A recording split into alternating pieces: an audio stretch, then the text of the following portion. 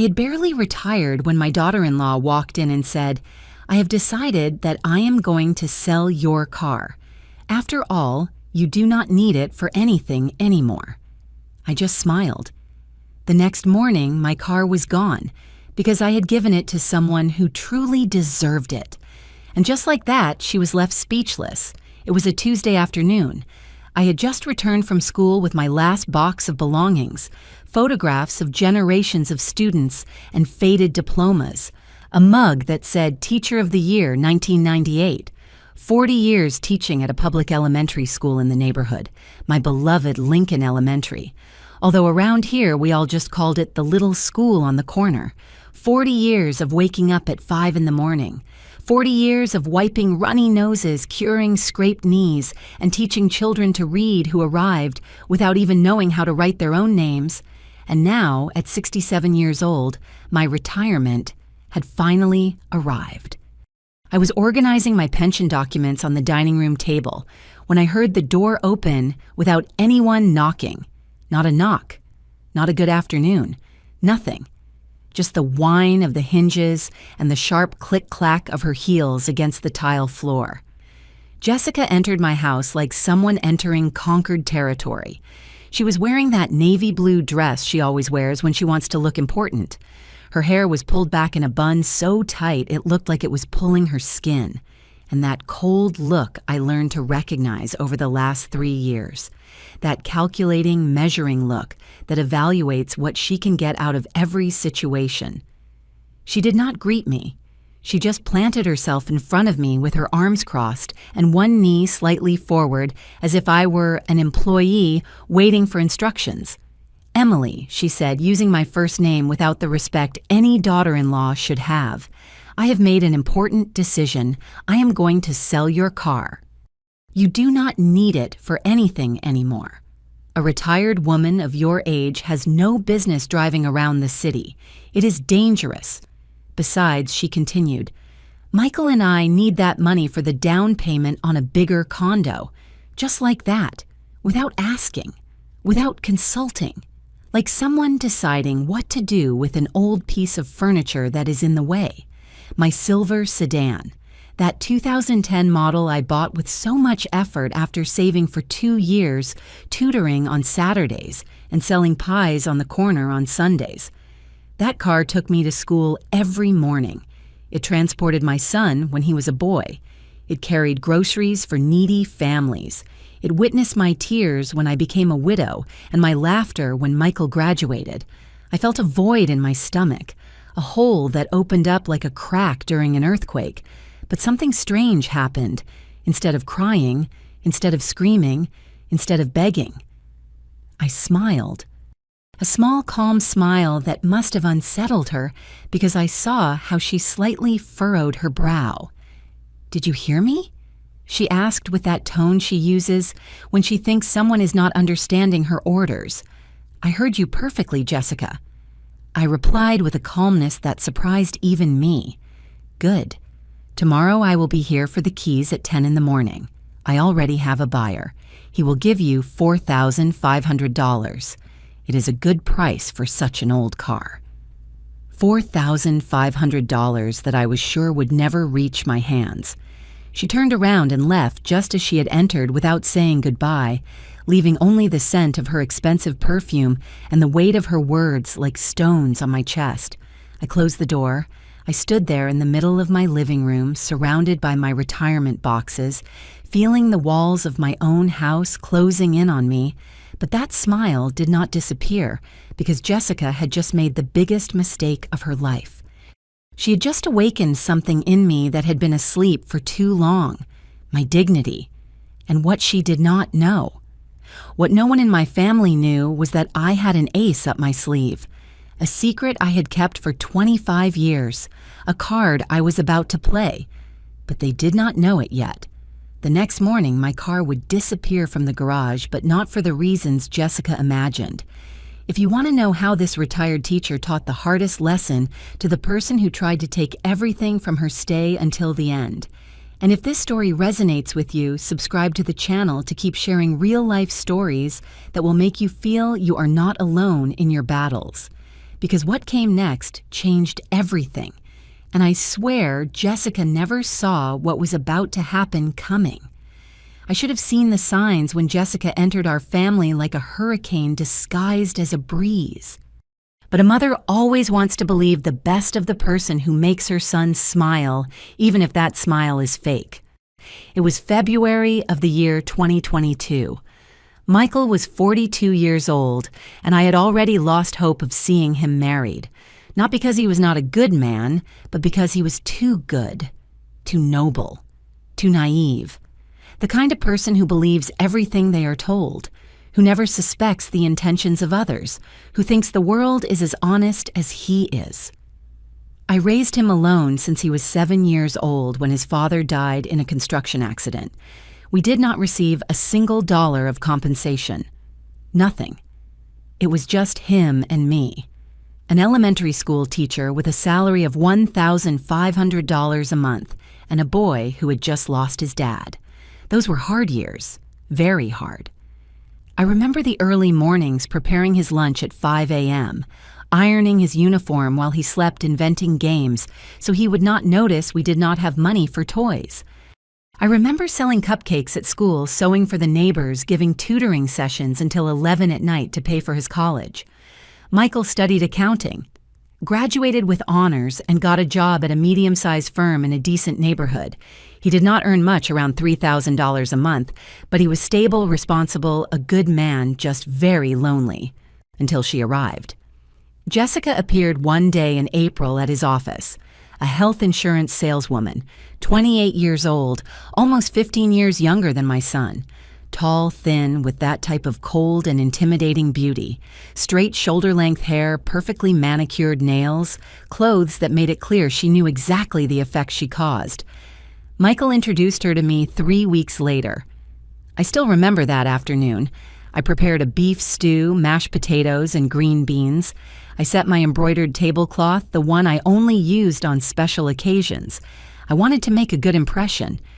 I wanted her to see that my son came from a family with values from a warm home. Jessica arrived late, 40 minutes late. She did not even apologize. She sat at my table, looked at the stew as if it were something suspicious, and said, "Oh, I hardly eat. I am watching my figure." Michael laughed nervously. I swallowed the comment like someone swallowing glass. During that meal, Jessica did exactly 3 things. Checked her phone every 2 minutes, talked about how expensive everything was in the city compared to the big city she came from, and asked with a smile that did not reach her eyes if I had ever thought about selling my house. "You know, this area is appreciating a lot," she said, running her finger along the rim of her water glass. "A property like this, although small and let us say traditional, could be worth about $250,000, maybe more. Have you ever considered it, Emily? Emily? Not Mrs. Roberts, not Mom, just Emily, as if we were friends of the same age." Michael looked at her enraptured, as if every word out of her mouth were divine wisdom. I smiled politely and changed the subject. But that night after they left, I sat in my kitchen until 2 in the morning with a knot in my stomach that I could not explain. 6 months later, they got married. 6 months. Not even a proper courtship. Michael called me to give me the news like someone announcing they bought a new car. Excited. Rushed. Without letting me say a single word. "Mom Jessica is amazing. She makes me so happy. We are getting married at City Hall next Saturday. Something simple. Just you and 2 of her witnesses. Nothing fancy. Nothing fancy because they did not have money for a wedding. Or rather, because Michael did not have money. Because later I discovered that Jessica had debts. A lot of debts. Credit cards maxed out with designer clothes. A personal loan of $3,500 she never paid. And a history of jobs that lasted at most 6 months before she was fired or quit. But I did not know any of that yet. On the wedding day, I brought a homemade cheesecake. Jessica did not even taste it. She said it had too many calories.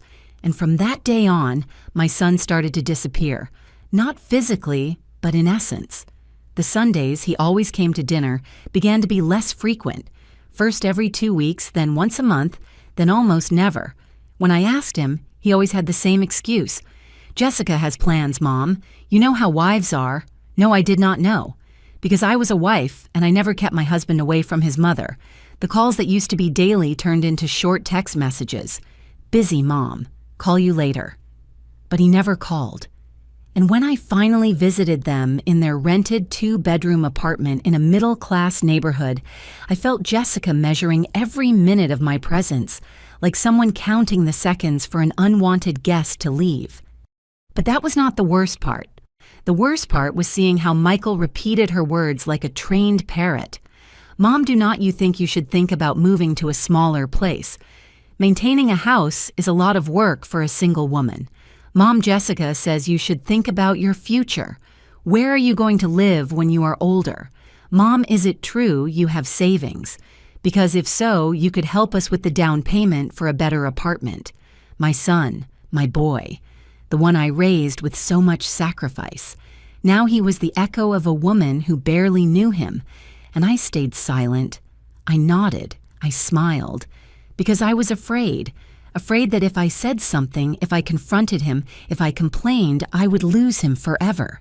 So I swallowed every hurtful comment, every insinuation, every disrespect disguised as concern until that Tuesday of my retirement. Until Jessica crossed the line she should never have crossed. And it was there when something inside me said enough. But before everything exploded, things got much worse. Because Jessica did not just want my car, she wanted my whole life. It was not a stab in the back. It was a slow poisoning designed so no one would notice except me. The 2 years following their wedding were like watching water erode a stone drop by drop day after day, until one day you wake up and there is nothing solid left to hold on to. It all started with the loans. The first loan was 6 months after the wedding. A call from Michael with a voice loaded with shame. Mom, could you lend us $500? Jessica had some unexpected medical expenses. We will pay you back next month. I promise. $500, almost a third of my monthly check. But he was my son. Of course I gave it to them. They never paid me back. 3 months later. Mom, we need $1,200 to fix Jessica's car.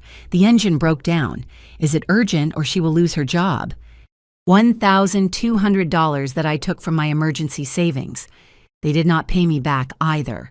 Then it was $2,000 for an incredible investment opportunity. Jessica had found a multi-level marketing beauty business that promised returns of 300%. Mom, this is going to change our lives. In 6 months, we will pay you triple. That business went bust in 2 months.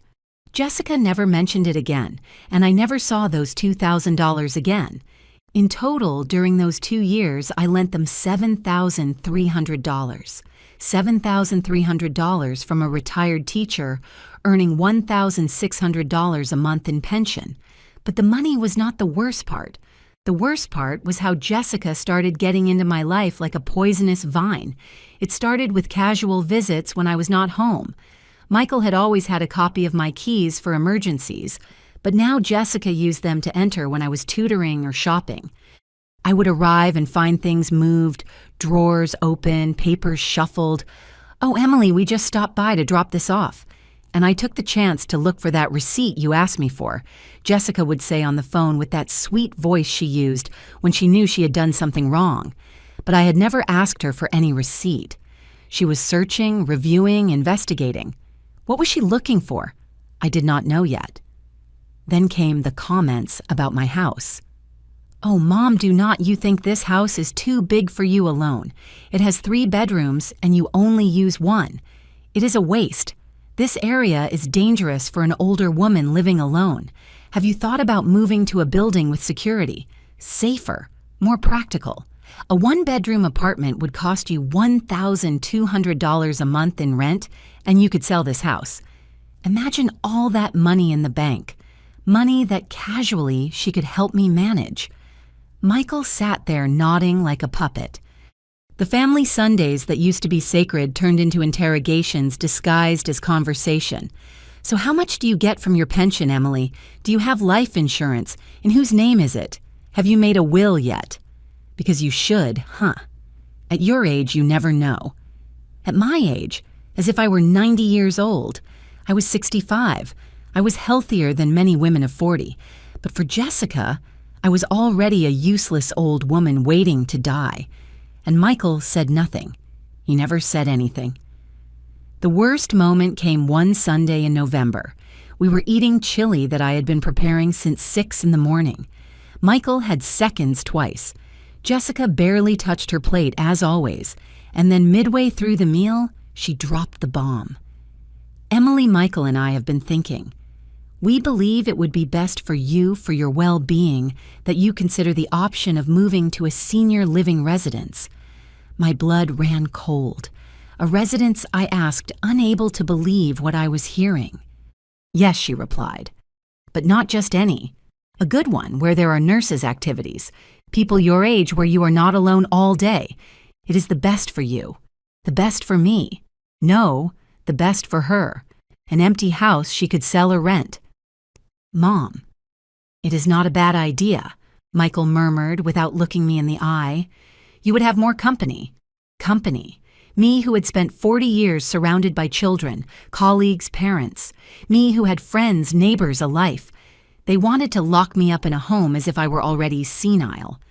I am not going to any residence, I said, with a firmness that surprised even me.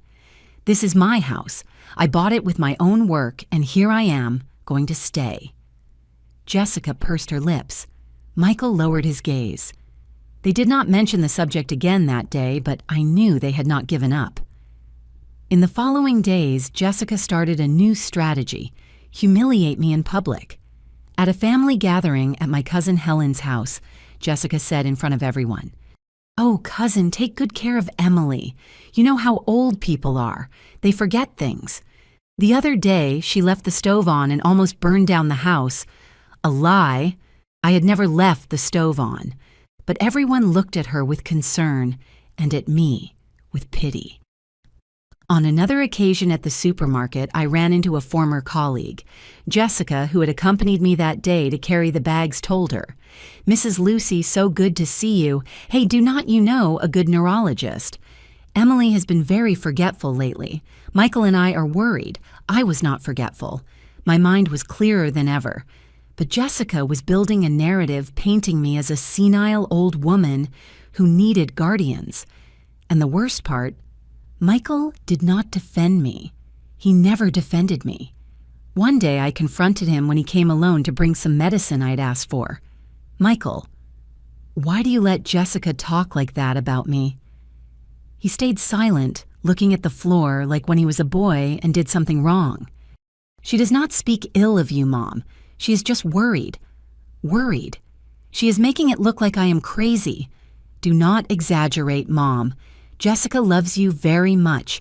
She only wants the best for you, the best for me." That phrase again. In that moment, I realized something terrible.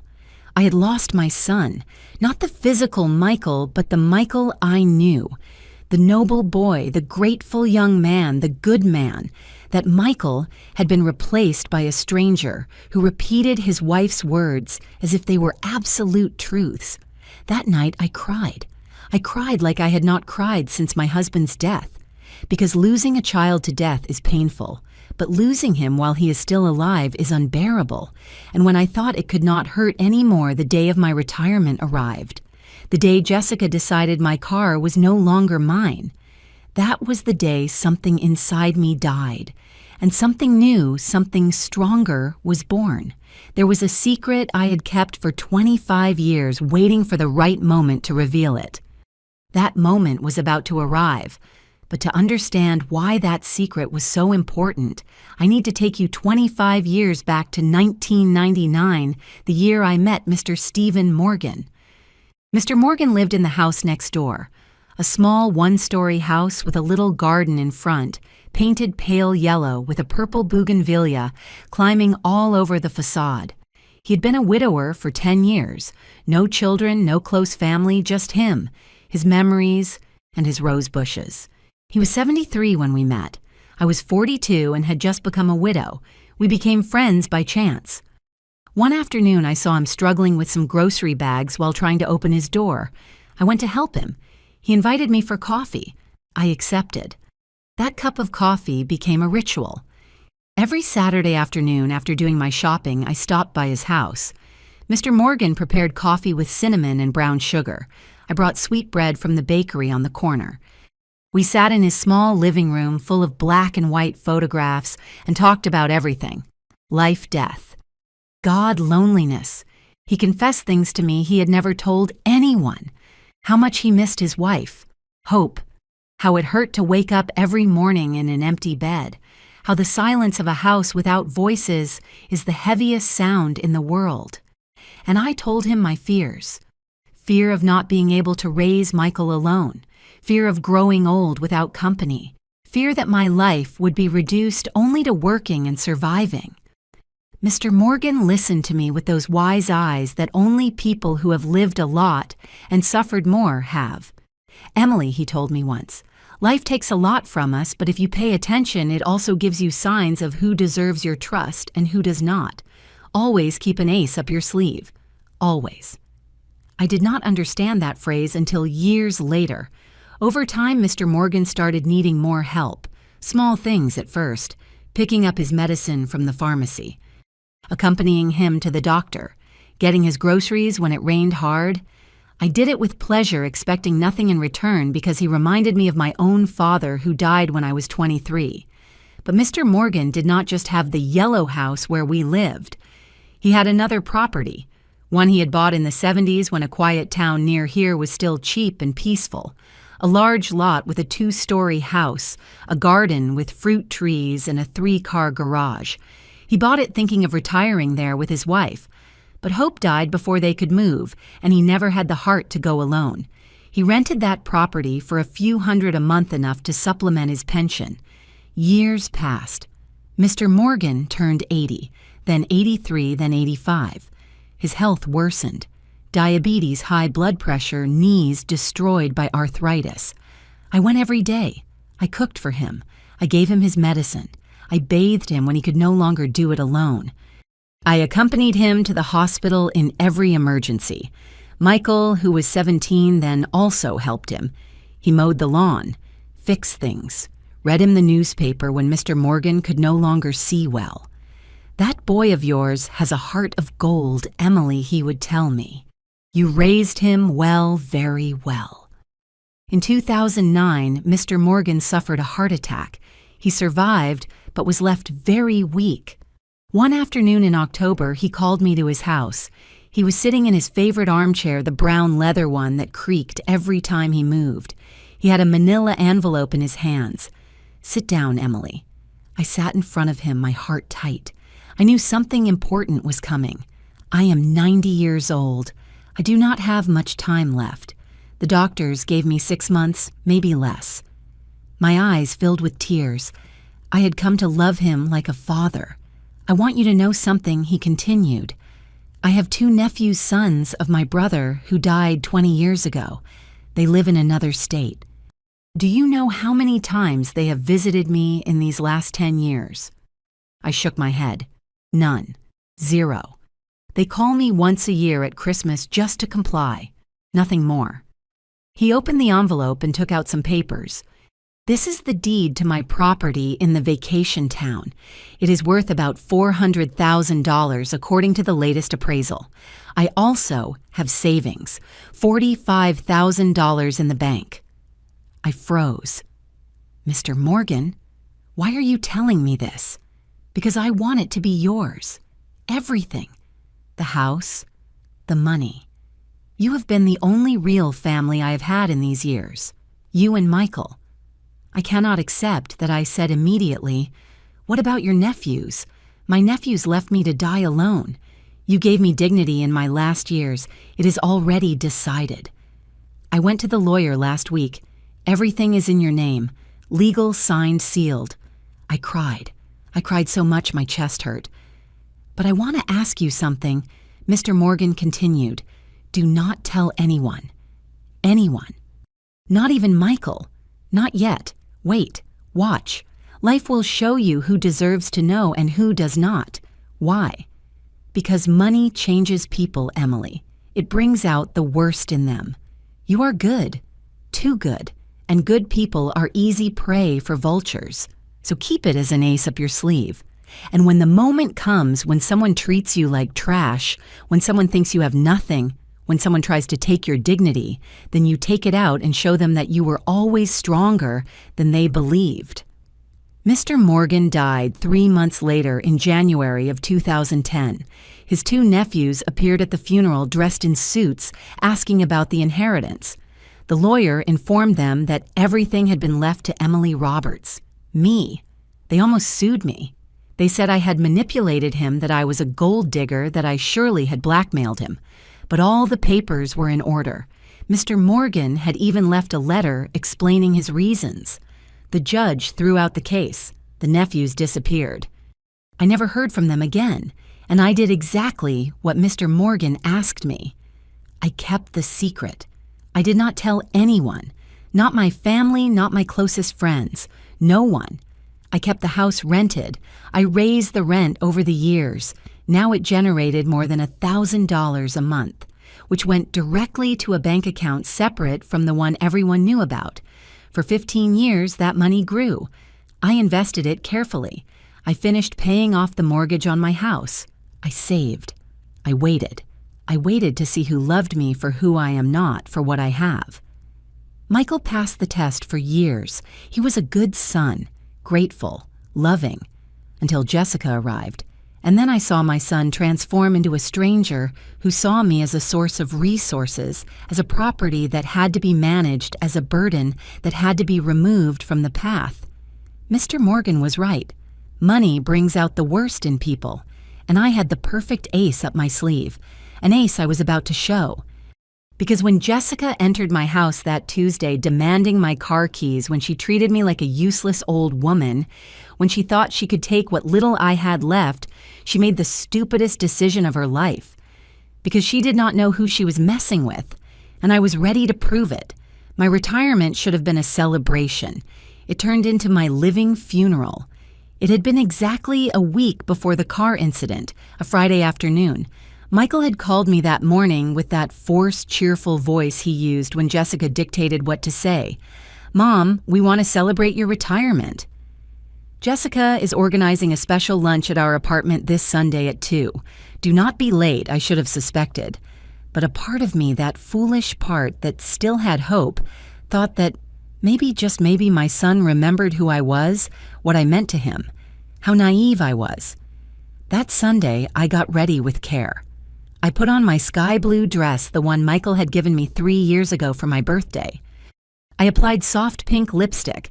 I combed my gray hair, which I now wore short at shoulder length. I wanted to look good, dignified. I brought a carrot cake I had been baking since 6 in the morning, Michael's favorite since he was a child.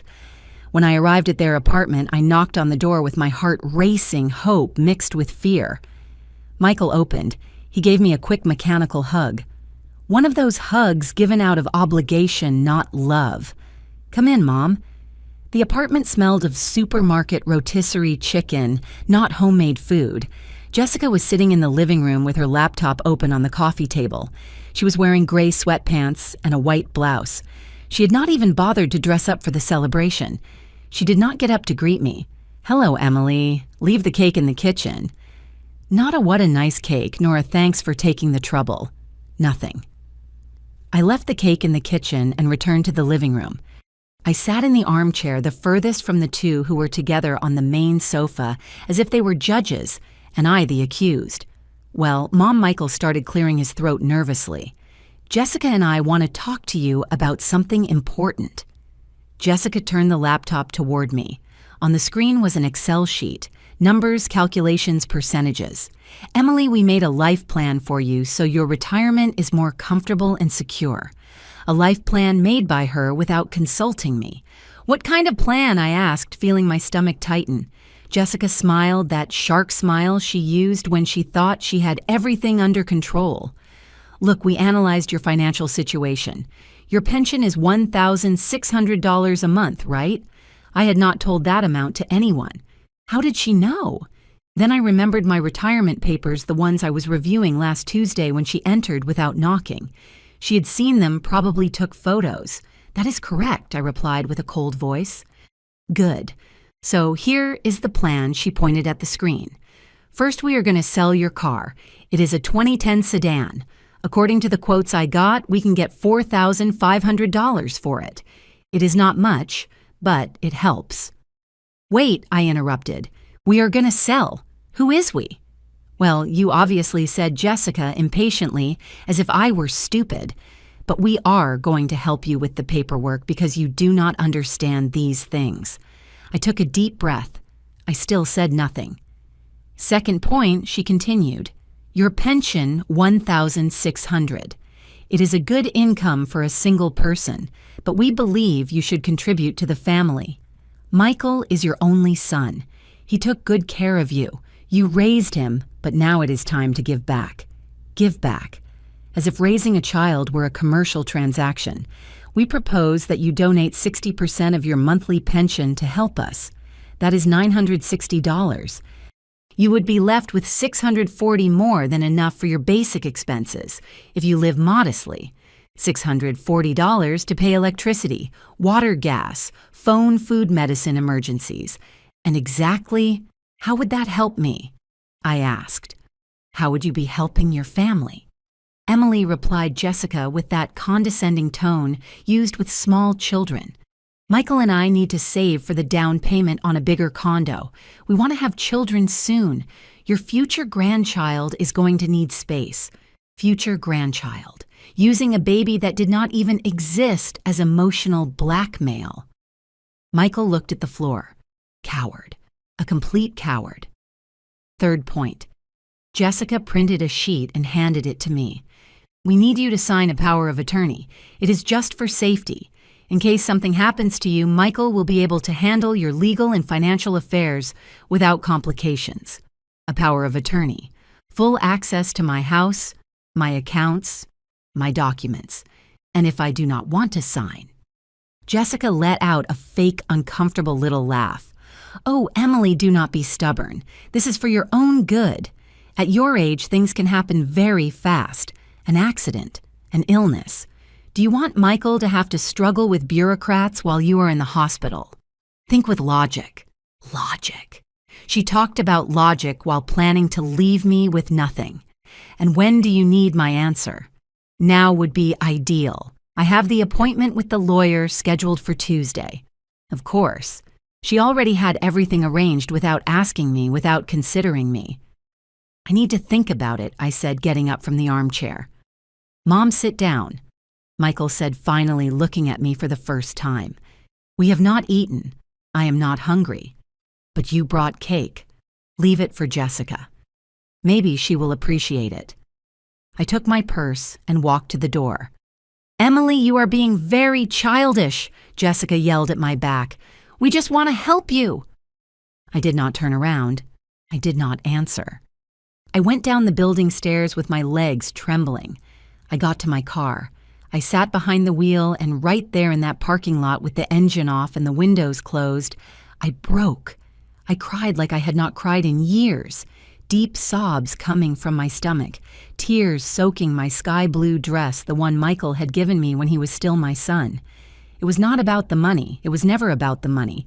It was because my son, my only son, the boy I raised alone, the one I hugged so many nights when he cried missing his father, the same one who on every birthday told me, "You are the best mom in the world," that son now saw me as a burden, as a source of resources, as something to manage, not as a mother, but as a liability.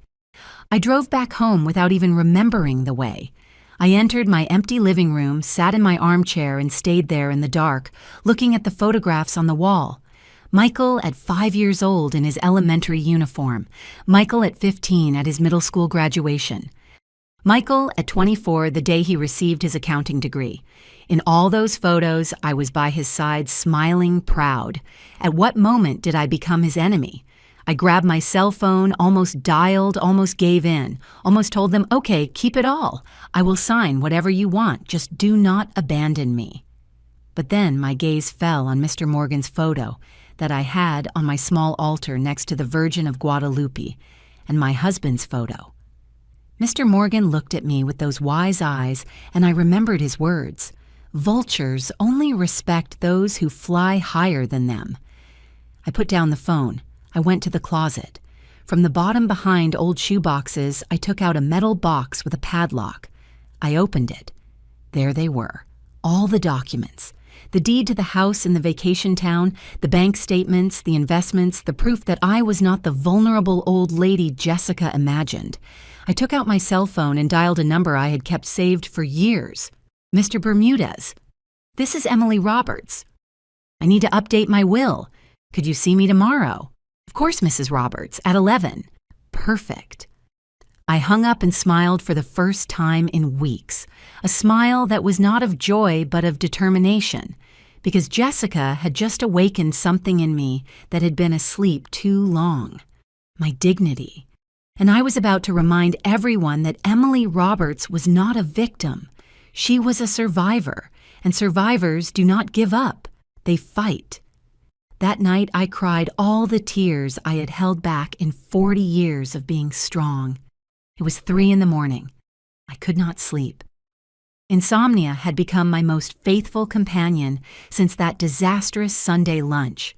I got out of bed, put on my old cotton robe, and walked barefoot to the living room. The house was completely silent, that heavy silence only known to those who live alone, the silence that amplifies every thought, every fear, every pain. I sat in the armchair. I hugged my knees to my chest like a scared little girl, and I looked at the photographs filling the shelf next to the TV. There was Michael everywhere. Baby Michael wrapped in his blue blanket, Michael at 3 with his red tricycle, Michael at 7, the day his father died, clinging to my skirt with eyes swollen from crying so much. I took that photo in my hands. I studied it as if I could find answers in that boy frozen in time. Where was that boy now? At what moment did I lose him? I remembered the day of his father's accident.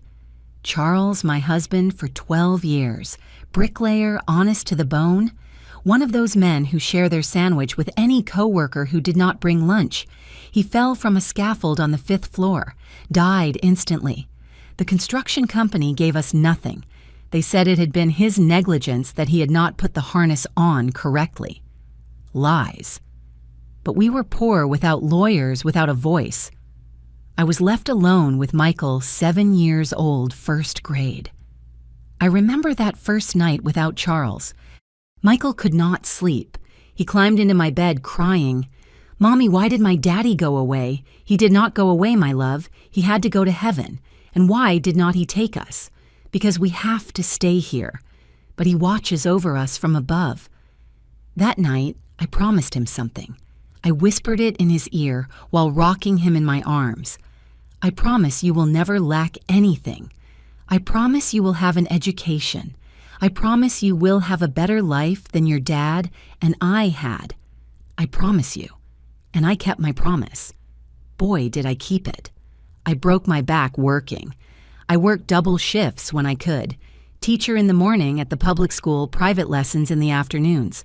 On Saturdays, I sold pies. I started baking at 4 a.m. On Sundays, I washed clothes for other people. Michael never knew how many times I went to bed without dinner so he could have breakfast. He never knew how many times I pawned my gold earrings, my chain, my wedding ring to pay for his school supplies. He never knew I sold the only TV we had to pay for his college admission exam. I protected him from all that. I wanted his childhood to be as normal as possible so he would not carry the guilt of our poverty. And I succeeded. Michael graduated as an accountant with honors. I was in the front row on his graduation day clapping until my hands hurt, with eyes flooded with pride. After the ceremony, he hugged me tight like when he was a boy. "Mom, everything I am is because of you. Everything. I will never forget it. I promise you." Where did that promise go? Where was that man who hugged me 20 years ago? I wiped my tears with the back of my hand, but they kept coming out like an overflowing river. Because the pain was not just for Michael, it was for everything. For the years of sacrifice that now seemed worth nothing. For the sleepless nights caring for him when he had a fever. For for the times I walked in the rain because I did not even have bus fare, for the birthdays I spent alone because I was working so he could have his, for the life I did not live because I invested it in him, and now he saw me as a burden. I picked up my cell phone. It was 3:15 in the morning. I dialed Jessica's number. My finger trembled over the call button. I almost did it. I almost called her to tell her, "Okay, you won. Keep the car, the money, whatever you want. Just do not take my son from me. Just let me be part of his life." Because that was what hurt the most. Not losing the money. Not losing the car. Losing Michael. My finger was millimeters from pressing the button, but then my gaze drifted to the altar in the corner of the living room. There was the Virgin my mom had given me when I got married. The flickering candle cast shadows on the photographs, the photo of Charles, my husband, with his huge smile and hands full of calluses from working so much, the photo of my parents already deceased, my mother with her flowered apron, my father with his straw hat, and the photo of Mr. Morgan with his beige sweater and thick glasses looking at me with that wisdom only life gives. Mr. Morgan. I remembered a conversation we had shortly before his death. We were in his garden. He was watering his roses. I was helping him hold the hose because his hands no longer had strength. "Emily, do you know the difference between kindness and foolishness? No, Mr. Morgan. Kindness is giving when you have to give. Foolishness is continuing to give when they are robbing you. Kindness is helping someone who needs it. Foolishness is letting yourself be used by someone who only wants to take advantage. And how do you know which is which? When someone you claim to love treats you worse than a stranger, there you have your answer." I got up from the armchair, put the phone away, walked to the altar, and lit a new candle. "Mr. Morgan," I whispered in the stillness, "you told me to keep my ace up my sleeve. You told me to wait for the right moment. I think that moment has arrived." The silence of the house seemed to answer me not with words, but with certainty. I went back to my room. From the closet, I took out the metal box. I opened it on the bed. Documents. The proof of my true net worth. The deed to the house now valued at $400,000. The bank statements, $45,000 saved in 15 years. The rent records, more than $1,000 a month for the last 10 years. I took a calculator and started adding up everything Jessica and Michael did not know existed. The total left me breathless, more than $445,000. Me, the useless retired teacher. The old lady who needed help managing her affairs. The woman they wanted to force to sign a power of attorney to control her. I had almost $500,000 and they had no idea. A part of me, the weak part, still felt guilty. Still thought, but he is my son, I should share this with him. But then I remembered his eyes on Sunday. Those eyes that looked at me not as a mother, but as merchandise. I remembered how he did not defend me when Jessica humiliated me. I remembered the $7,300 I lent him and he never paid back. I remembered every poisonous comment of Jessica's that he allowed, and something inside me hardened like cement drying under the sun. Michael had made his choice. He chose Jessica. He chose greed. He chose to treat me like a burden. Now I would make mine. I took out my address book. I looked for a name. Lucy Cardenas. Lucy, my former student, one of the best students I had in 40 years of teaching, brilliant, hardworking dreamer. Life hit her hard. At 23, she had a son, Sebastian, with cerebral palsy. The father disappeared as soon as he found out about the diagnosis. Now, Lucy was 28. She worked cleaning houses, 5 houses a day from 6 in the morning until 9 at night, earning $50 per house, $250 a day, when she managed to do all 5 houses, all to pay for Sebastian's therapies. Physical therapy 3 times a week, $100 per session. She did not have a car. She took Sebastian on the bus, 3 buses, an hour-and-a-half commute there, and another back with a 5-year-old boy in a wheelchair. I saw her from time to time. I brought her groceries. I gave her some money when I could, but never enough. I looked at the clock. It was 4 in the morning. I would wait until 7 to call her. I went back to bed. This time, I managed to sleep 2 hours. When I woke up, it was a new day, and I was a new Emily one who was no longer going to ask permission to defend her dignity. While they planned to strip me, I had already moved all the pieces on the board. At 7 sharp, I dialed Lucy's number. The phone rang 4 times before she answered. Hello? Her voice sounded tired. She'd probably been up for an hour getting Sebastian ready for the day. Lucy, this is Mrs. Roberts, teacher. Her voice lit up immediately. How are you? Is everything okay? Everything is fine, my child. Listen, I need to talk to you about something important. Can you come to my house today around 9? There was a pause. I heard the noise of dishes in the background. Well, teacher, I have 4 houses scheduled today. I cannot miss because they pay me the full day. $250. I just need 2 hours of your time. Another pause. Longer. Is everything okay, teacher? Did something bad happen? I laughed. A genuine laugh for the first time in days. On the contrary, Lucy, if anything, something very good is going to happen to you. Trust me. Okay, I will be there at 9. I hung up and started getting ready. I showered. I put on black pants and a wine-colored blouse. I pulled back my hair. I put on my silver earrings, the ones I only used on special occasions. Today was a special occasion. I made coffee. I put sweet bread on the table. I set the table as if I were receiving someone important. Because Lucy was important, more important than Jessica could ever be. At 5 to 9, the doorbell rang. I opened the door. There was Lucy. 28 years old, but she looked 35. Hard work ages you. She was wearing worn jeans, old sneakers, a long-sleeved blouse with a bleach stain on the shoulder, her hair pulled back in a tight ponytail, no makeup, deep circles under her eyes, but her eyes shone. They always shone. Teacher. She hugged me tight. She smelled of cheap soap and tiredness. Come in, my child, sit down.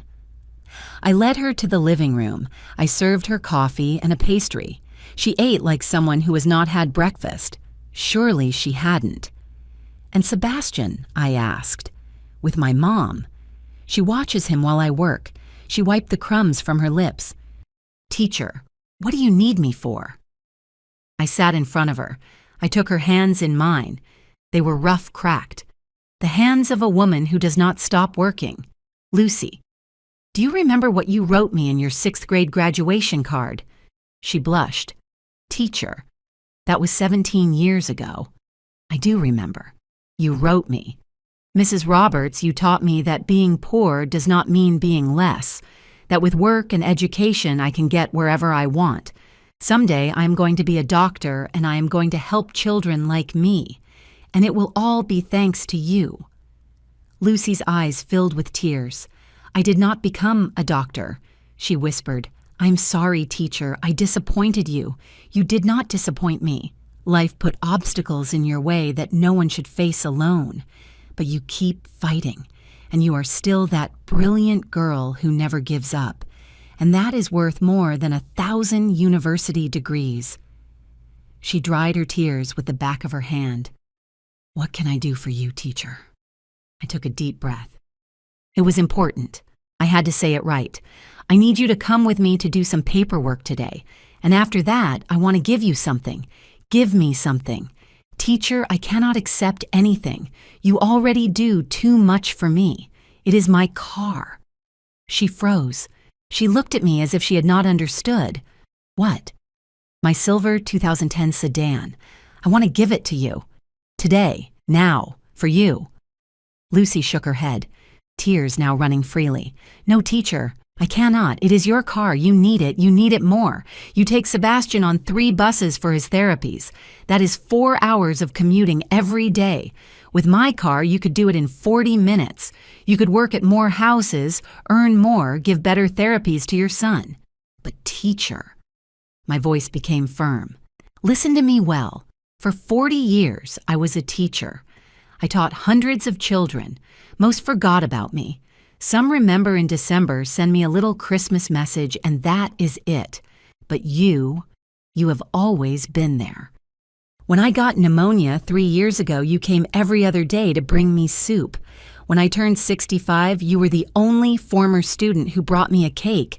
Every Teacher's Day you send me flowers, even though I know sometimes you do not even have money for your own expenses." She was sobbing now. "It is because you were the only one who believed in me, teacher. When everyone said I was a dumb girl from a poor neighborhood, you told me I was intelligent. You got me the scholarship for middle school. You gave me books. You taught me that I was worth something. And now I want this car to teach you something else. That in this world there are still people who give without expecting anything in return.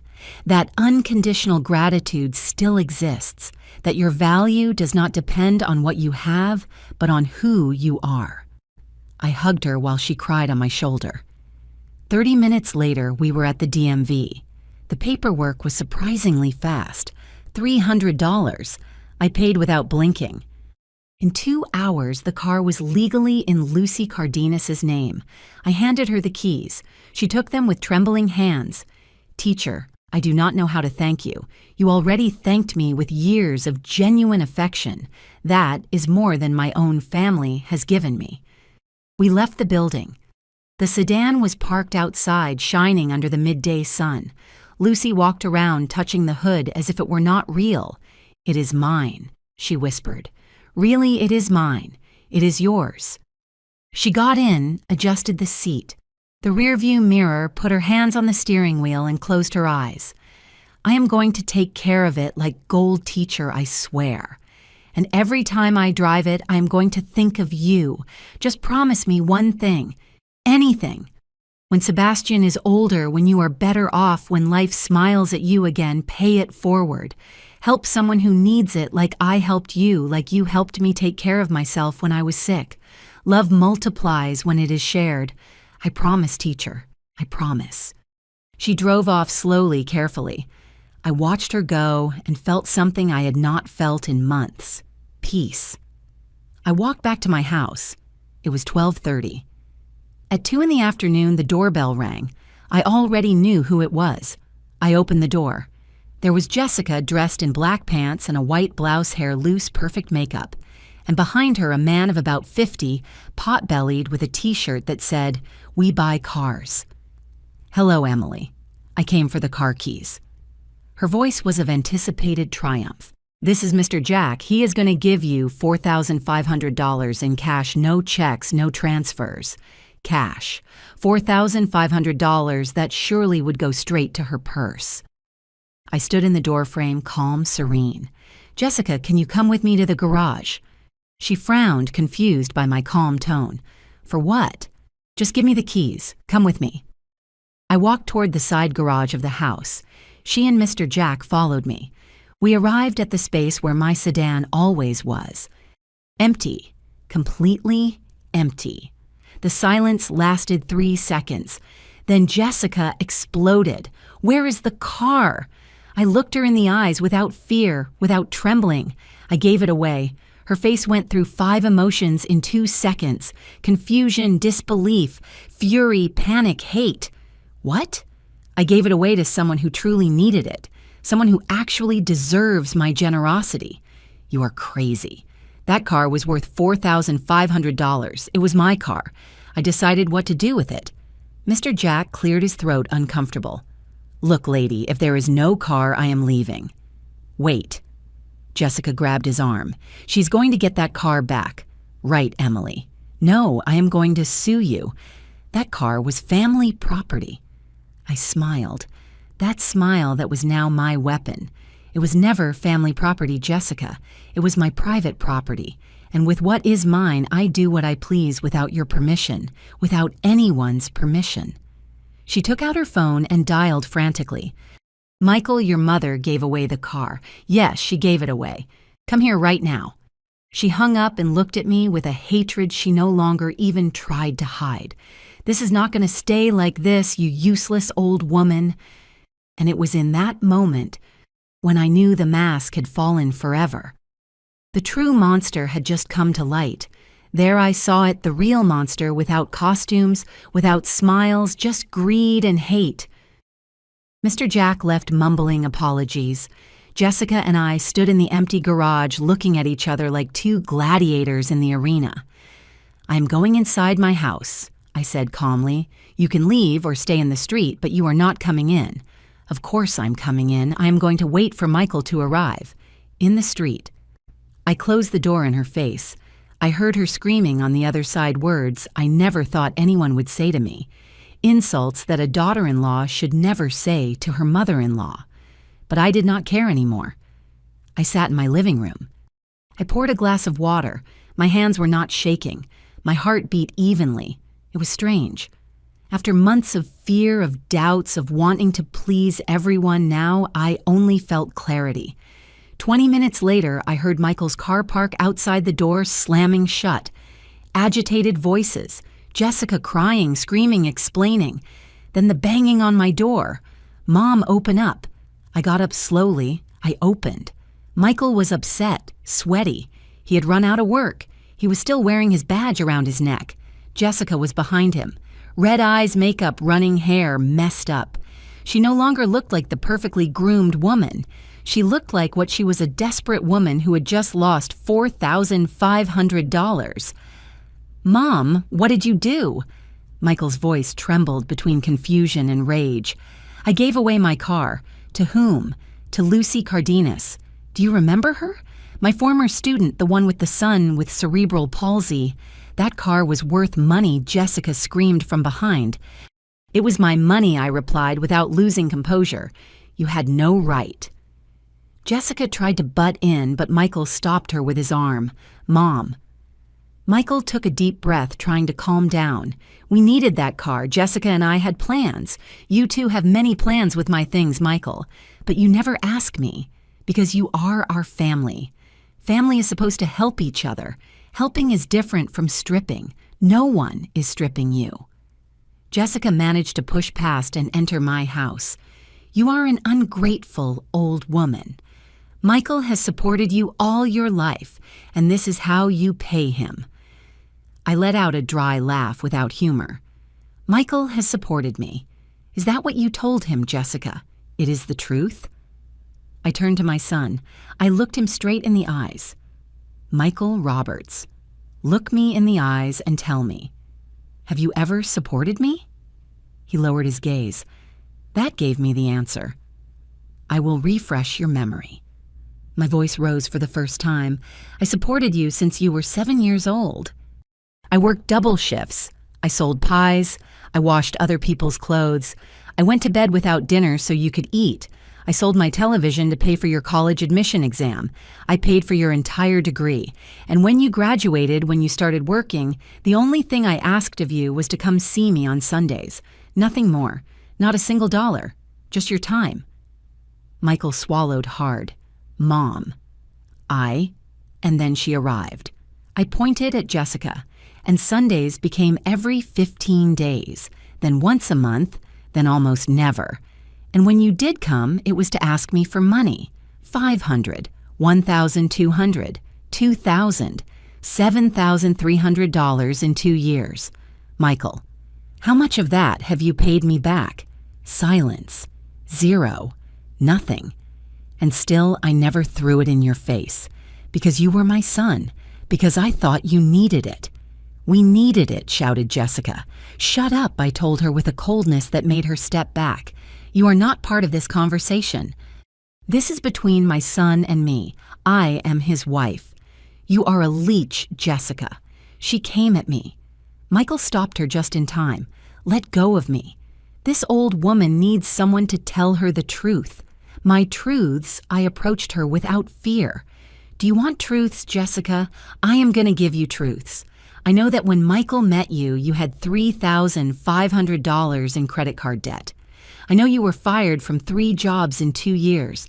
I know the beauty business I put $2,000 of my savings into was a pyramid scheme you knew was going to fail." "How?" Her face turned pale. "Because I am not the idiot old lady you think. Because I hired a private investigator 6 months ago when you started hinting about the power of attorney because my instinct told me something stank. And I was right. I took a folder from the bookcase. I opened it in front of them. Photographs, documents, bank statements. These are your current debts, Jessica. More than $12,000. What have you been spending Michael's salary on? While you go to beauty salons and expensive restaurants with your friends." Michael took the folder. His hands trembled as he turned the pages. "Jessica, is this real? I can explain. And this." Michael pointed to another photo. "Who is this man?" It was a photo of Jessica in a coffee shop with a man of about 35 holding hands. "It is my cousin." "Your cousin lives in another state, Jessica. You said so yourself. This man is named David Sierra. He is a bank manager, married with 2 children and your lover for 8 months." The silence was absolute. Michael let the folder drop. He looked at her as if he had never seen her before. "Are you cheating on me?" "No. That photo is taken out of context. Your mom is lying." The investigator has 23 more photos and videos in hotels, in his car, in apartments rented by the hour. Jessica looked at me with a hatred so pure I could almost touch it. "Why?" whispered Michael with a broken voice. "Why did you marry me if you did not love me?" Jessica did not answer. I answered. "Because she thought you were a fool with a rich mother. She thought I had properties, savings, inheritances. She thought if she married you, she could manipulate you to take everything from me. That is why the constant visits. That is why she searched my drawers. That is why the power of attorney. That is why she wanted to sell my things, put me in a home, make me disappear. Lies." Jessica was hysterical. "It is all lies from this resentful old woman. Resentful." My voice returned to 0. I would be resentful if I had stayed silent, if I had signed your power of attorney, if I had allowed you to lock me in a home while you kept my house. But I am not resentful, Jessica. I am intelligent, something you never were. She lunged at me again. This time, Michael could not stop her in time. She pushed me. I fell onto the sofa. "Go to hell, you bitter old woman. This is all your fault. If you were not so selfish, if you had given us what we asked for, none of this would be happening." Michael grabbed her by the arms and pulled her back. "Get out of here. Get out of my mom's house. Let go of me." I said, "Get out." He literally dragged her to the door. She screamed, cried, kicked. "Michael, do not do this to me. I love you. She is lying to you. She wants to separate us." He put her out on the street and closed the door. Jessica pounded from outside, screaming profanities, threatening, crying. Michael leaned against the door, breathing with difficulty, eyes full of tears. And then he broke. He let himself fall to the floor, back against the door head in his hands. And he cried, like he hadn't cried since he was a boy. "Sorry, Mom," he sobbed. "Forgive me." What did I do? What did I do? I sat on the floor next to him. I put my hand on his back. And for the first time in months, I felt my son had returned. But the pain was barely starting to heal. And the revelations were not over yet. It was then that I took out the manila envelope I had been holding for years. Michael was still on the floor, crying with his face in his hands. Outside, Jessica had stopped screaming. I heard her car start tires screeching against the pavement as she drove away. I stood up slowly. My knees protested. 67 years. They weigh a lot when carrying so much pain. "Michael, get up. Come to the table." He looked at me with swollen red eyes. He looked like a lost child. "Mom, I ruined everything. Everything. Get up." He obeyed like an automaton. He sat in the dining chair, hunched over, defeated. I sat across from him. I put the manila envelope on the table. That yellowish envelope I had kept in my closet for years. The one containing my truth, my secret, my ace up my sleeve. "Before talking about your marriage, about Jessica, about what you are going to do now, I need to show you something." "What is that?" "Your inheritance, or what was going to be your inheritance." He frowned, confused. I opened the envelope. I took out the documents one by one, placing them in front of him like poker cards on the table. First, the deed to the property in the vacation town. Michael took it, read it. His eyes opened wide. This is It is a house, a 2-story house with a garden, half an acre in a private development valued at $400,000. Whose is it? Mine. The paper trembled in his hands. Since when? Since 2010. 15 years ago. 15 years. And you never told me. No. Why? I took a deep breath.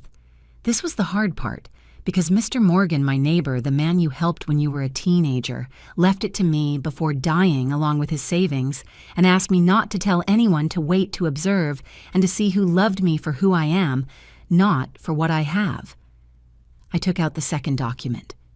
The bank statement's $45,000 in savings plus what the property rent generates, more than $1,000 a month for the last 10 years. Money. I invested, saved, multiplied. Michael looked at the papers as if they were written in another language. Mom, you have $445,000 in total. Yes.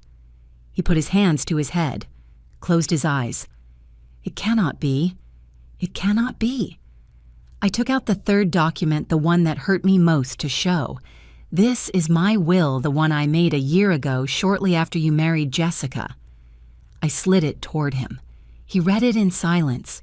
His lips moved, forming the words without sound. He finished reading. He looked at me with fresh tears in his eyes. You were going to leave me. Everything. 100%. The townhouse, the savings, this house, everything for you, my only son, Mom.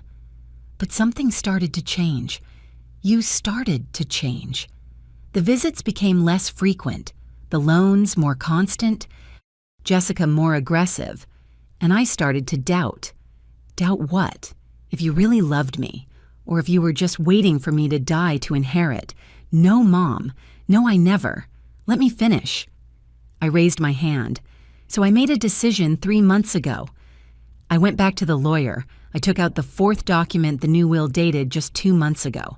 This is my updated will signed August 15th, 2025. I handed it to him. I saw his face go from stupor to absolute horror. Only 30%. Only 30% for me. The remaining 70% is divided among 3 of my former students. Lucy Cardenas, to whom I gave the car this morning. Marcela Oliveira, who takes care of me when I get sick. And Rosario Tellez, who visits me every Sunday to play dominoes and talk. But Mom, I am your son, and they are the ones who treat me like a human being. The ones who call to ask how I am without wanting anything in return. The ones who hug me with genuine affection, not out of interest. I love you, Mom. I love you. Love me now that I am alive, Michael. Not when I am dead. He broke again, cried with deep sobs, the kind that come from the gut. Forgive me. Please forgive me. I was an idiot. A complete idiot. I let Jessica poison me. I let her manipulate me. I failed you. I failed the only person who was always there for me. I stood up. Went around the table, kneel at his side, ignoring the pain in my knees.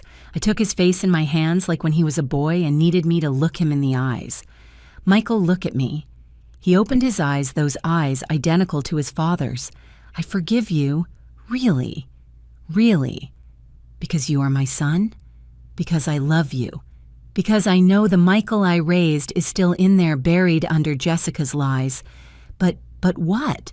Forgiving does not mean forgetting. Forgiving does not mean everything goes back to how it was before.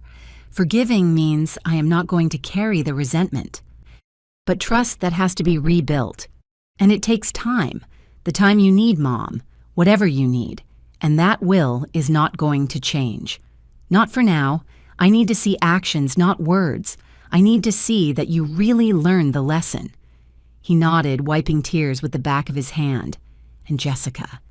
Jessica is your problem, not mine. You decide what to do with your marriage. But I am going to tell you something. A woman who cheats on you, who uses you, who manipulates your mother. That woman does not love you. She never loved you. I know. Now I know. He stayed there looking at the documents scattered on the table. My whole financial life exposed, all my secrets revealed. For years, I thought you were a poor teacher barely surviving on your pension, he said finally with a hollow voice. And it turns out you are a millionaire. I am not a millionaire, Michael. I am a woman who learned to be cautious, who learned that money gives you options, but it does not give you love. Who learned that sometimes you have to keep secrets to protect yourself from your own family, from anyone who sees you as a resource, not as a person. A long silence, just the ticking of the wall clock. What do I do now, Mom? Now you go to your house. You are going to think things over well. You are going to decide if you want to continue with Jessica or not. And you are going to start building your own life without depending on me, without expecting my money. Just you. Are you going to let me see you? When you want, but with rules. You call me before coming. You do not bring Jessica unless I authorize it, which is not going to happen soon. And you come because you want to see me, not because you need something. I accept, whatever it is. He got up. I did too. We hugged, a long, tight hug, one of those that say everything words cannot. I love you, Mom. I really love you. And I love you, my boy, always. He left with slumped shoulders, defeated but awake. I saw his car drive away through the window. I sat in my favorite armchair. Silence. My empty, quiet house for the first time in years. That silence did not feel heavy. It felt like peace. I picked up the phone and called Lucy. Teacher, how is the car? Teacher, you have no idea. Sebastian is so happy, he cried with joy. We made the trip to therapy in 35 minutes before it took us 3 hours. I smiled. A warm, genuine smile. I am so glad, my child. Teacher, are you okay? You sound different. I am perfect, Lucy. For the first time in a long time, I am perfect. I hung up. I looked toward the altar. Mr. Morgan watched me from his photograph. You were right, old friend. Vultures only respect those who fly higher than them. And today, I flew. That night, I slept 9 hours straight. Without nightmares, without insomnia, just peace, because I had recovered something more valuable than $400,000. I had recovered my dignity, and no one never again was going to take it from me. I did not seek revenge. I sought to teach them what they never learned, the value of respect. 2 weeks passed since that day. 2 weeks of absolute silence from Jessica. 2 weeks of daily calls from Michael, awkward and nervous at first, then increasingly genuine. Good morning, Mom. How did you sleep? Did you eat breakfast? Do you need me to bring you anything from the store? Today I remembered that it is the anniversary of Dad's death. I am going to take flowers to the cemetery. Do you want to come with me? Small gestures, genuine attempts to reconnect. I responded with caution. With affection, yes, but with clear boundaries. Good morning, son. I am fine. I already ate breakfast. Thank you, but you can come for coffee if you want. Yes, I will go with you, but come alone. And he came alone. The Michael who arrived at my door was no longer the hunched, manipulated man repeating another person's words. He was someone more awake, more conscious, still wounded, but fighting to return. One afternoon in October, he arrived with a grocery bag. I brought you those cookies you like and some coffee. Thanks, son. I made coffee. We sat at the dining table like before, like when everything was simpler. Mom, I have to tell you something. My heart tensed. Here it came. Tell me. I am getting divorced from Jessica. I said nothing, just waited. I already spoke with a lawyer. It is a divorce for cause, proven adultery. I have the photos you gave me, and the investigator got more evidence. Videos, messages, everything. How do you feel? He let out a bitter laugh. Like an idiot. Like the dumbest man on the planet. I was married 3 years to someone who never loved me, who only used me, and I was happy believing I was loved. You are not an idiot. You were naive. There is a difference. Which one? The idiot does not learn. The naive one does. He drank his coffee. His hands trembled slightly. Jessica tried to contact me. She sent me like 100 messages crying, saying everything was a lie. that you invented the photos, that this David is just a friend, that I am the love of her life. And what did you tell her? Nothing. I blocked her everywhere. Phone, WhatsApp, social media, everything. I do not want to hear from her ever again. And did she accept it? No. She went to my job, made a scene, crying in front of all my coworkers, saying I was abandoning her without reason, that my mom brainwashed me. I sighed. I am sorry, son. Do not be sorry. She dug her own grave. Security escorted her out of the building. My boss called me to his office. I explained the situation. He was understanding, but he told me if she returns, he will have to call the police. Silence. I also found out more things. Michael continued, voice increasingly broken, that David is not the only one. There was another before, and another before that. Jessica has a pattern. She looks for men with some money, marries or moves in with them, squeezes them until leaving them with nothing, and then moves to the next. How did you know? The investigator kept looking, found her ex-boyfriend, an accountant like me. She did the same to him, left him with a $20,000 debt. The poor guy is still paying off the cards she used. I got up, went around the table, hugged my son from behind. I am so sorry, Michael. Me too, Mom. Sorry for exposing you to that. Sorry for bringing that viper into our family. It is over now. Do you really forgive me? I told you already. I forgive you. But trust takes time. He nodded against my shoulder. 3 weeks later, a Saturday morning, someone knocked on my door. I opened. Jessica. But not the groomed, perfect, controlled Jessica. This was another woman.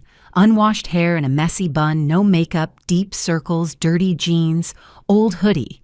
Emily, what do you want? To talk, please. Just 5 minutes.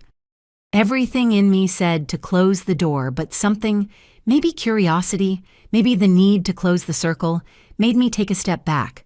5 minutes at the door. You are not coming in. She stayed on the threshold looking at the floor. I came to apologize. I do not believe you. It is the truth. I know I messed up. I know I ruined everything. I know I never should have treated you how I treated you. Is that all you came to say?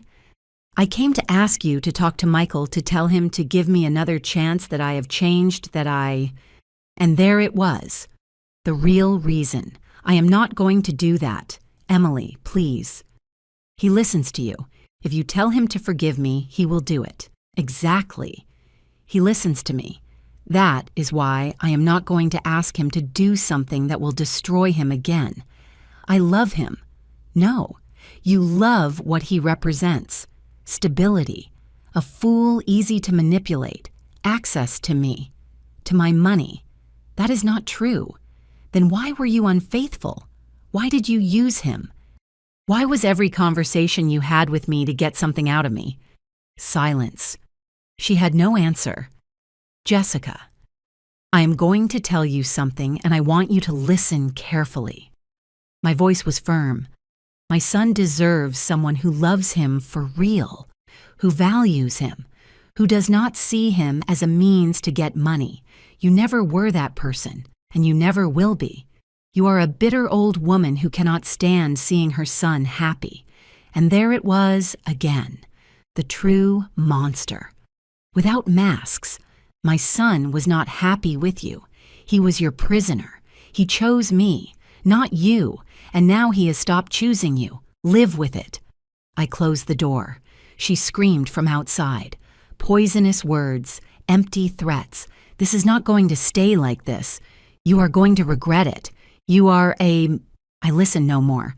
I turned up the radio volume. 10 minutes later, she left. She never returned. The divorce was finalized 3 months later in December 2025. Michael did not give her a single cent. She could not fight.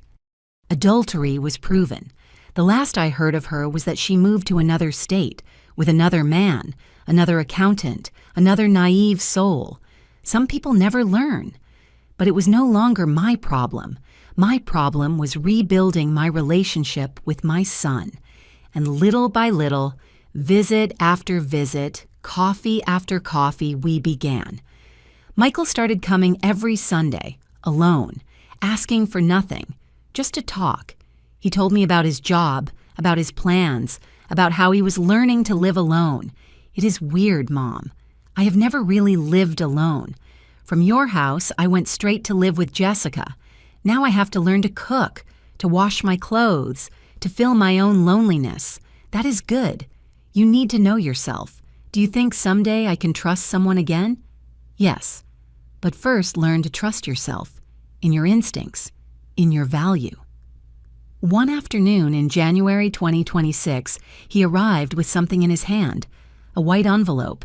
What is that? Open it. Inside was a check for $7,300. Michael, this is everything I lent you. What you lent me with interest. It took me 4 months to gather it. I stopped eating out. I sold things I did not need. I did extra work. But here it is. Payment in full. My eyes filled with tears. You did not have to do it. Yes, I did. Because when one borrows, one pays back. That is how you taught me. And I had forgotten. I hugged him tight. I am proud of you. I do not deserve it yet. But I am going to deserve it. I promise you. And he kept his promise. In the following months, Michael transformed. Slow but steady. He started therapy, learned about toxic relationships, about codependency, about boundaries. He started becoming the man I always knew he could be, and I started to loosen boundaries, to trust again. The will stayed the same, 30% for him, 70% for my former students. But it was no longer a punishment. It was a reminder. A reminder that love is shown with actions, not with words. That family is not just blood. It is who accompanies you in the good and the bad. One afternoon in April, drinking coffee in my garden, Michael asked me, "Someday are you going to change the will?" I do not know. Does it bother you? No. Well, a little. I am human, but I understand why you did it. And I understand that Lucy, Marcella, and Rosario deserve it as much as I do. Maybe more. Michael, the important thing is not what you have when I die. The important thing is that you have me while I am alive. He smiled, a clean, genuine smile. You are right. Not always. But in this, yes. Sundays became sacred again. Michael came. Sometimes he brought food. Sometimes we cooked together. We always talked. About everything. About nothing. About life. Like before.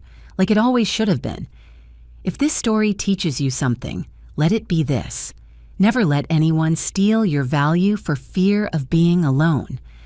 8 months have passed since that Tuesday when Jessica entered my house demanding my car keys. 8 months that seem like a whole lifetime. I'm sitting in my garden. It is a Saturday in June, 4 in the afternoon. The sun warms gently.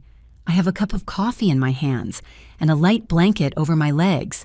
It is not cold. I just like feeling tucked in. I look at the empty space where my silver sedan used to be, and I smile, because that day I did not lose a car. That day I recovered my dignity. Life after the storm is different, quieter, clearer. Like when you clean a dirty window, and suddenly you can see the whole landscape. Michael comes every Sunday without fail, sometimes during the week too. He no longer carries another person's shadow.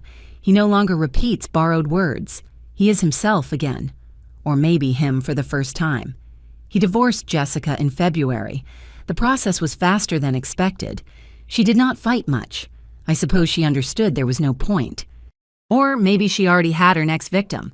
My son now lives alone in a small one-bedroom apartment. He cooks, washes his clothes, pays his bills. He is learning to be a complete man, not half of someone. Mom, he told me 2 weeks ago while we were washing dishes together. I think I was never really an adult until now. I always depended on someone, on you, then on Jessica. I never learned to be alone. And how does it feel? Terrifying, but also liberating. I hugged him with hands full of soap. The will stays the same, 30% for Michael, 70% for Lucy, Marcella, and Rosario. And do you know something? That decision no longer hurts me, because those 3 women have given me more love in these 8 months than many people in their whole life. Lucy comes every 2 weeks. She brings Sebastian, who now walks a little better, thanks to constant therapies that she can pay because she no longer wastes 4 hours daily on public transport. He is 6 years old. He calls me Grandma Emily. Every time he does, my heart overflows. The car is still perfect. Lucy takes care of it like a treasure. She washes it every week, does punctual services. She says that car changed her life, and I know it is true. Marcella, another former student, is a nurse. She comes to measure my blood pressure every week. She never charges me. She says it is the least she can do for the teacher who paid for her high school uniform, when her family could not. Rosario is the youngest, 25 years old. She studies law at the public university, works part-time and studies part-time. She comes every Sunday afternoon, after Michael leaves, and we play dominoes until 8 at night. We talk about everything, about her dreams, her fears, her disastrous boyfriends about whom I give advice, which she never follows. She makes me laugh like no one else. These 3 women are my family, not because they share my blood, but because they shared my life when no one else wanted to. The townhouse, the escape house remains rented. That money I now use in another way. Scholarships for alumni without resources, groceries for families in need, medicines for elderly neighbors without a pension. Mr. Morgan left me that money to protect me. Now I use it to protect others. I think he would be proud. Sometimes I see his photograph on my altar and speak to him as if he were listening. You were right, old friend, about everything. Money brings out the worst in people, but it can also bring out the best when you use it well. You taught me to fly higher than the vultures, and I did. My pension is enough for me. I live alone without luxuries, but without lack as I have always lived. The difference is that now no one tells me what to do with my money, how to live my life, or treats me like a burden, and that is priceless. Sometimes I wonder what would have happened if that day I had given in, if I had given the car keys to Jessica, if I had signed the power of attorney, if I had accepted donating 60% of my pension. Today, I would be living on $600 a month in some cheap nursing home without a car, without autonomy, without dignity. Michael would still be married to Jessica, being her puppet, unhappy without knowing it. And I would be dying while alive. But I did not give in. That day I smiled, and that smile changed everything, because it was not a smile of defeat. It was a smile of strategy, of power, of someone who has an ace up her sleeve and is ready to use it. Now, sitting in my garden, drinking my coffee and feeling the warm sun on my face, I realize something. I am 67 years old. Statistically, maybe I have 15 or 20 good years of life left, maybe less, maybe more, nobody knows. But this I do know. I am going to live those years, surrounded by those who value me, not those who calculate my value. I am going to live free, independent owner of my decisions. I am going to die with dignity, not as a victim, but as a survivor. And if this story I have told you serves for something, if you can take away a single lesson, let it be this. Never ever allow anyone to make you feel less than what you are worth. It does not matter if it is your son, your daughter-in-law, your husband, your family, whoever. If someone treats you like a nuisance, like a burden, like a resource, get away, because staying out of fear of loneliness is dying while alive. And believe me, loneliness is better company than people who despise you. Learn to keep your aces. You do not have to show everything you have, everything you know, everything you are worth. Wait, observe, and when the right moment comes, when someone believes they can strip you, that is where you show your true power. Michael has changed for real. He has changed. I see it in his eyes, in his actions, in the way he talks to me now. Will I change the will someday? Maybe yes, maybe no. The important thing is that now he understands that my love is not measured in money, that my value as a mother does not depend on what I leave him, that I am not a bank, I am his mother. And mothers deserve respect, always. I finish my coffee, the sun begins to set. Soon it will be time to prepare dinner. Tomorrow is Sunday. Michael will come at 2. As always, he will bring rotisserie chicken and tortillas. I will make rice and beans. We will eat together. We will talk. We will laugh like a real family. And in the afternoon, Rosario will arrive with her domino box and her university stories. My house will fill with voices, with laughter, with life, not greed, not manipulation, not pain, but genuine love. And that is the only thing that really matters in the end. I get up from my chair, take the empty cup look for the last time at the space where my car used to be. Thank you, old friend, I whisper to the wind. You were more than a car. You were my instrument of justice, my way of recovering what had been taken from me, my dignity. I enter my house, close the door, and feel peace, a deep, complete peace, the kind of peace only known to those who fought for it and won it.